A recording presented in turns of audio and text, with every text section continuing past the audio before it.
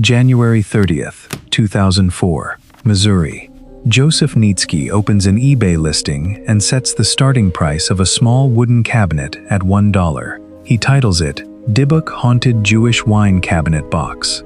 10 days later, 51 bids have pushed the price to $280. The winning buyer is Jason Haxton. Within 4 days, the auction is already being reported in the press.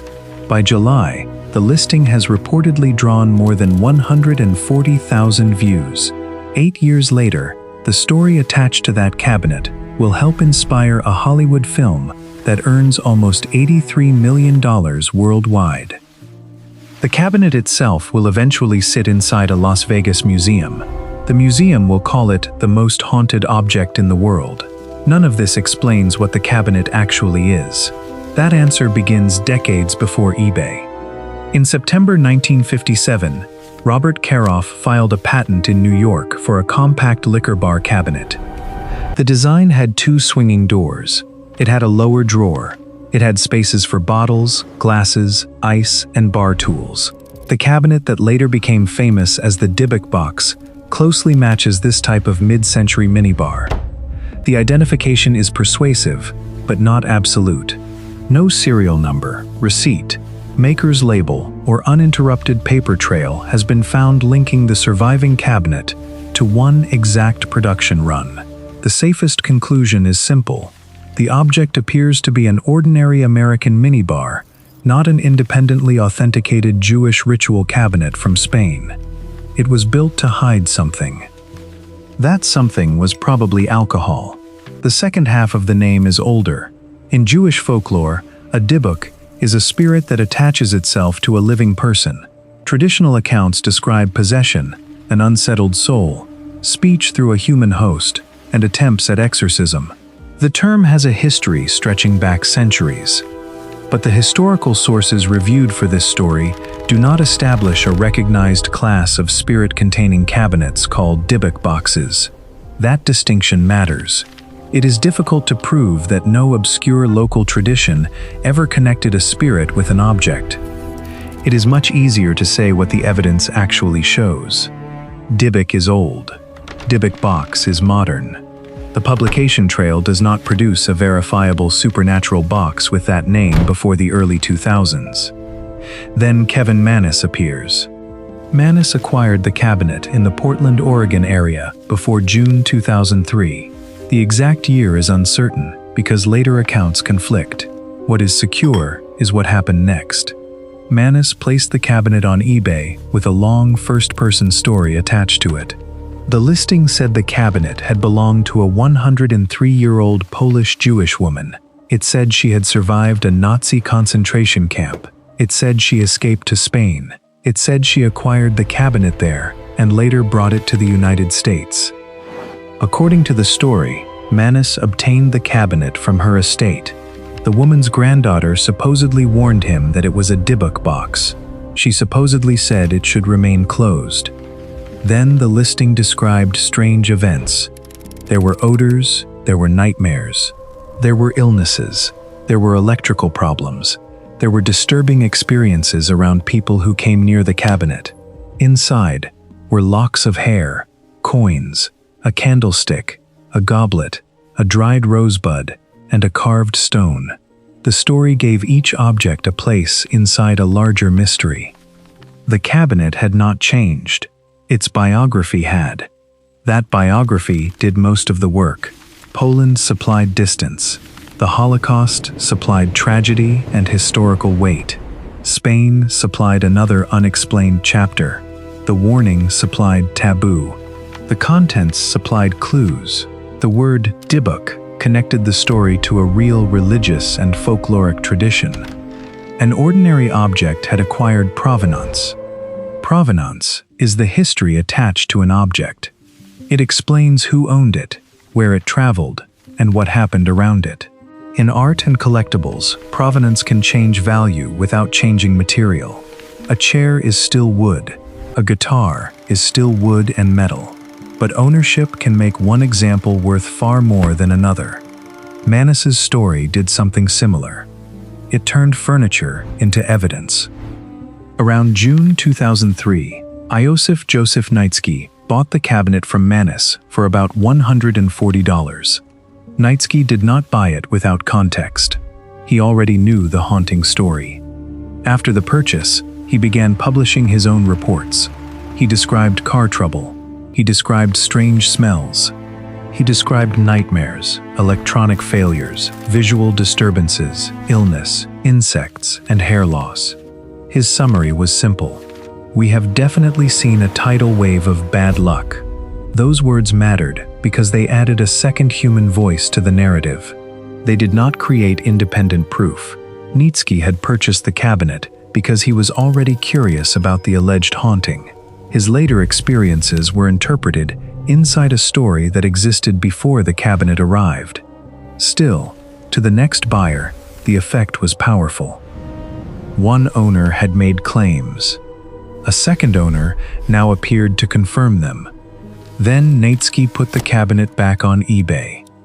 This second listing is the strongest surviving auction record reviewed for this story. It preserved a long excerpt said to come from Mannis's earlier description. It also added Nitsky's own experiences. The listing displayed dimensions, photographs, a starting price, a seller profile, feedback, purchase protection language, and bidding. None of those things proved a supernatural claim. Together, they made the story look more structured than a campfire tale. It was now attached to the machinery of ordinary commerce. That machinery mattered because eBay had spent years trying to solve a basic internet problem. Strangers did not naturally trust strangers. The platform's feedback system was designed to reduce uncertainty between buyers and sellers. A user could inspect another user's history before sending money. The system answered a narrow question. Did this person complete transactions reliably? But trust does not always stay narrow. A seller with years of positive feedback can feel generally credible, even when the new claim has nothing to do with shipping or payment. The platform itself kept that distinction clear. An eBay spokesman, Hani Durzi, later put it plainly. It's really up to the buyer whether they believe it's haunted or not. eBay could verify that an object was being sold. It could not verify the ghost story wrapped around it. By June 2003, eBay reported more than 75 million confirmed registered users and more than 34 million active users. A strange cabinet that might have sat unnoticed in a local shop could now be shown to an enormous audience. Then public bidding added another signal. 51 bids did not prove that the cabinet was haunted. They proved that other people wanted it. Attention became visible. This is the part of the story that makes eBay more than a backdrop. Mannis created the supernatural biography. The marketplace made that biography ownable. A buyer could purchase the cabinet and inherit the story. That buyer could add another chapter. Then the object could be sold again. The physical cabinet and the narrative moved together. The sale produced a receipt, a winner, a shipping destination, and another named custodian. Folklore had acquired something that Folklore rarely gets: a transaction history. 4 days after Haxton won the cabinet, the Forward reported on the auction. 5 months later, the Los Angeles Times published a feature about it. By then, the story had crossed out of marketplace copy and into journalism. The Times reported that the auction page had collected more than 140,000 views. Authors were interested. A screenwriter was interested. A documentary crew was interested. Online groups were discussing the cabinet. Some people even claimed that looking at photographs of it online caused headaches or nightmares. The physical object no longer needed to move. The image and the story could do the traveling. Leslie Gornstein, the journalist whose reporting would later help inspire the film, remembered what first caught her attention. She had worked as a business reporter. She was not initially asking whether a spirit lived inside the cabinet. She was looking at the marketplace. What's the story with those bids? Who bid on that and why? That question gets closer to the mechanism than almost anything else. The strange part was not only the haunting claim. It was the visible fact that people were competing to own it. Folklorist Jan Harold Brunvand noticed something else while the legend was still forming. The length and detail of the story is unlike most urban legends. The Los Angeles Times also reported his view that a mainstream marketplace such as eBay lent the story credibility. The format itself had become part of the legend. This was a ghost story with measurements, a curse with seller feedback, a supernatural claim with a closing time. Jason Haxton then gave the story continuity. He was not another anonymous bidder who disappeared after delivery. He became the cabinet's long-term custodian and public interpreter. He built material around it. He spoke to journalists. He developed a website. He later published a book. His professional background also gave reporters a stable person to contact. That background did not verify paranormal claims.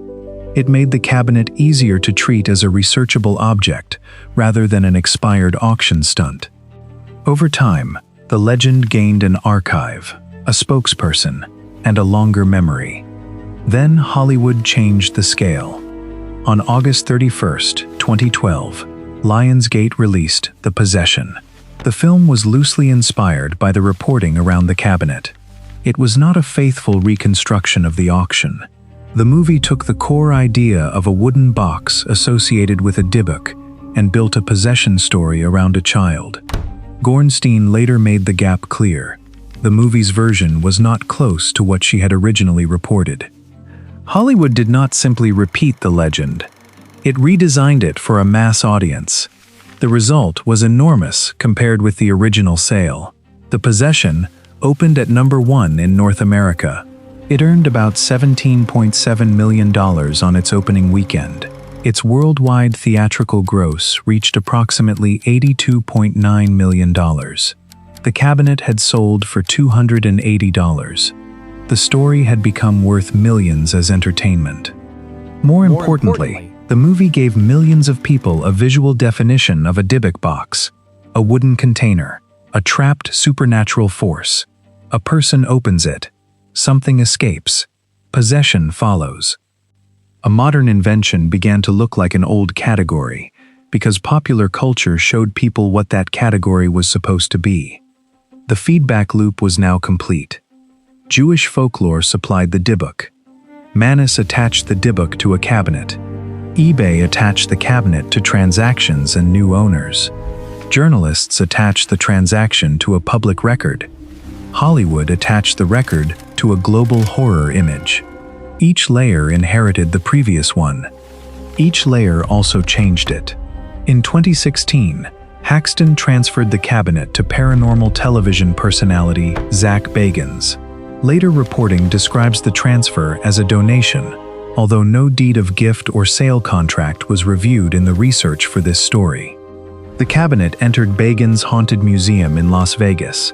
That move changed its function again. The object no longer needed another auction to generate value. It could generate attention through display. Visitors could pay for access. Television crews could film it. Warning signs, controlled lighting, and museum context could prepare people before they reached the room. The cabinet had become an attraction. In 2018, musician Post Malone visited the box with Bagans. Afterward, several highly publicized misfortunes followed the musician. There was an emergency plane landing. There was a car crash. There was a robbery connected to a former residence. Fans and media began linking the events to the cabinet. No evidence established paranormal causation. The events were real. The connection was a theory. But curses are efficient storytelling devices. Separate incidents become a sequence once a name is placed above them. Psychology offers several mechanisms that can help explain why this process can feel convincing without requiring every participant to be dishonest.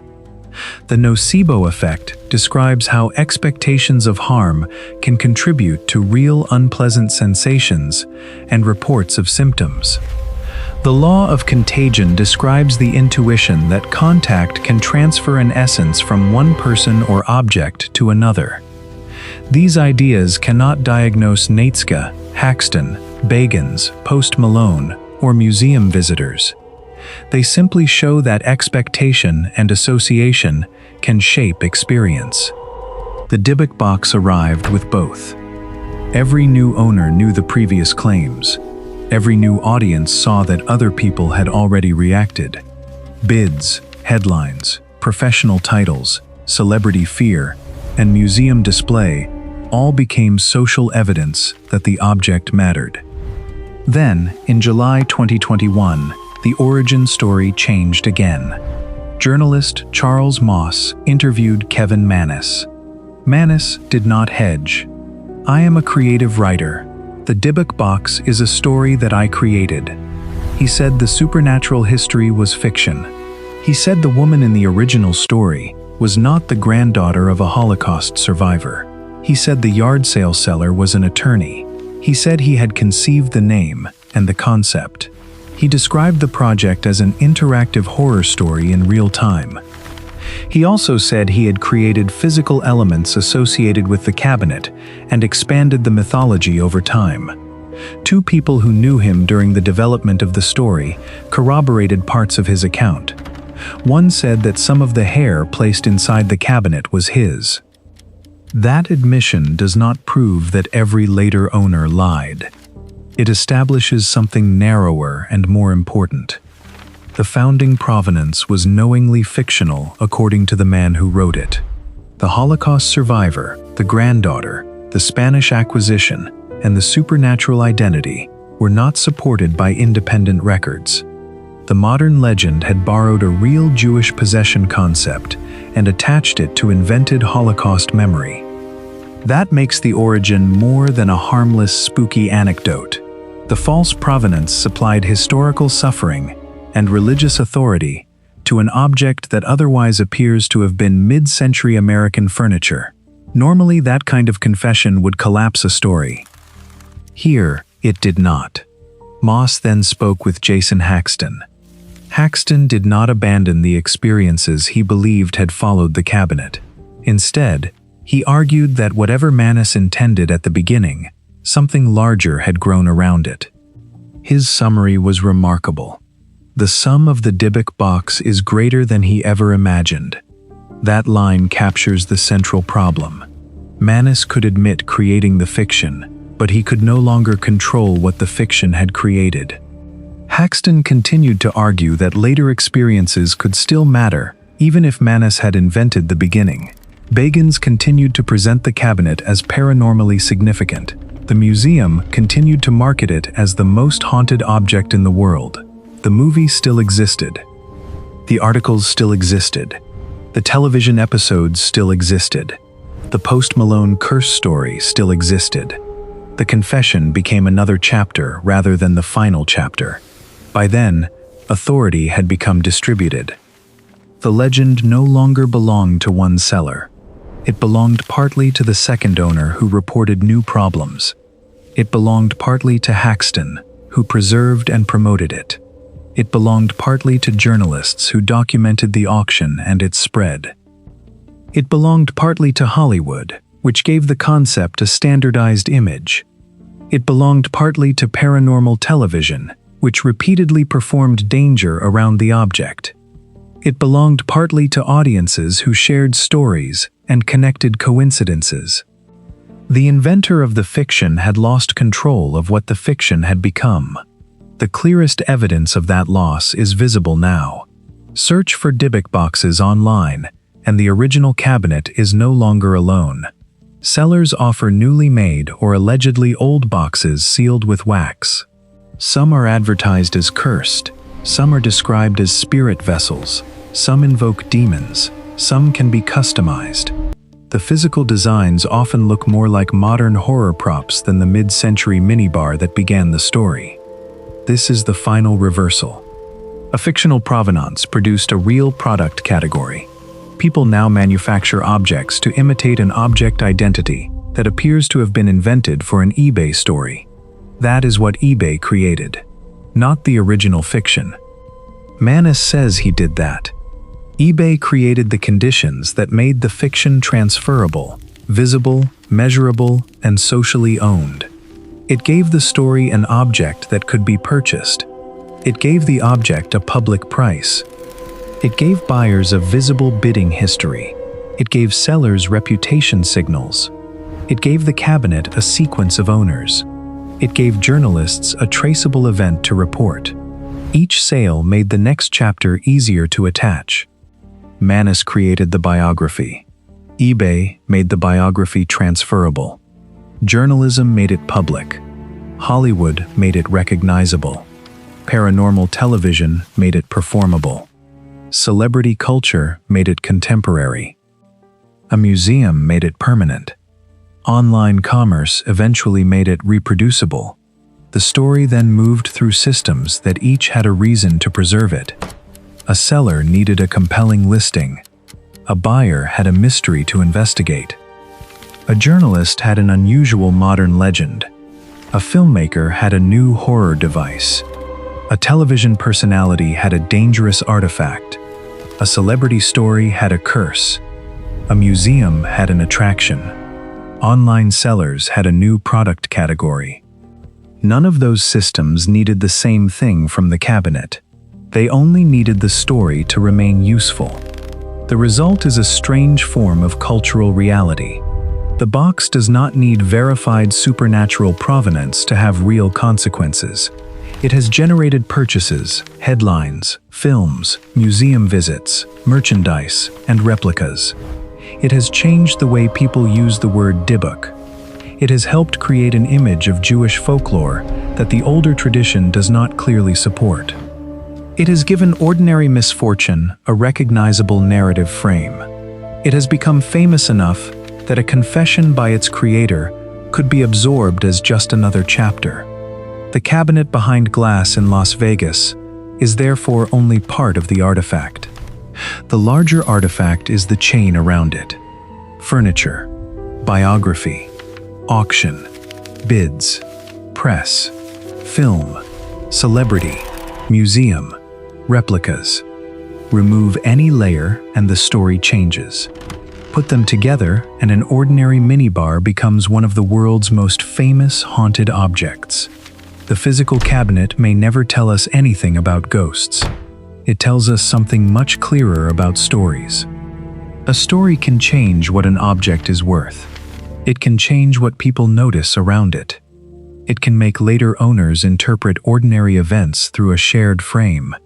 It can outlive the person who wrote it. And when a marketplace gives that story a price, a buyer, a transaction history, and another owner, the story can begin to look like provenance. The Dybbuk box was sold as an object. What spread was a biography. The story created the box.